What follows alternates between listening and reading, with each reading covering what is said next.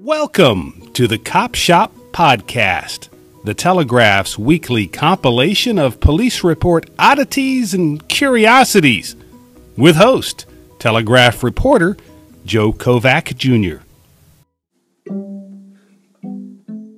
When two guys ambled into the quick-serve food mart on Emory Highway in East Macon the other night, they had, as a Bibb County Sheriff's report put it, aspirations to steal beer.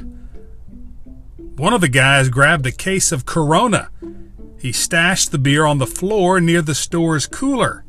Then he walked to the counter and began a, quote, meaningless conversation with the cashier to distract her, the report of the 3 a.m. episode on March the 2nd said. Meanwhile, his partner in the high-level criminal enterprise soon scooped up the beer and ran outside. The first guy, though, was still inside when the clerk locked him in using an automatic switch to secure the door. When the cops wheeled up, the beer bandit who'd escaped took off in a getaway car, leaving his associate behind.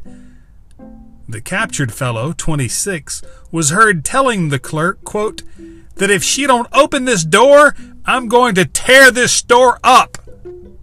He later refused to say who his beer bandit buddy was, and he was jailed on a shoplifting charge.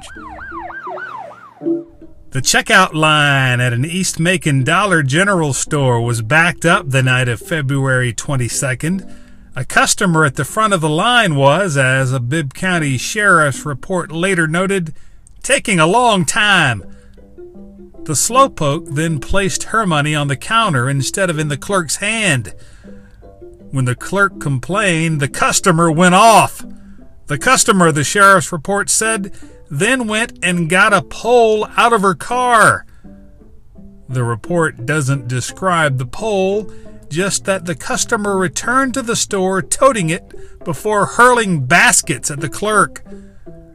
The customer was gone when the cops got there. No word on the pole. And now from our dispatches files.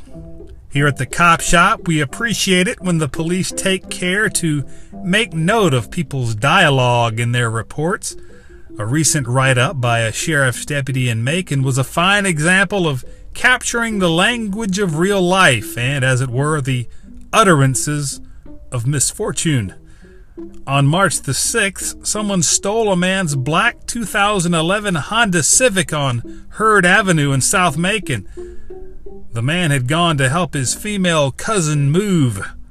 According to the deputy's report, the cousin was preparing a bottle for her baby when she heard the man, her cousin, yell, "My 4-syllable expletive, car's gone!"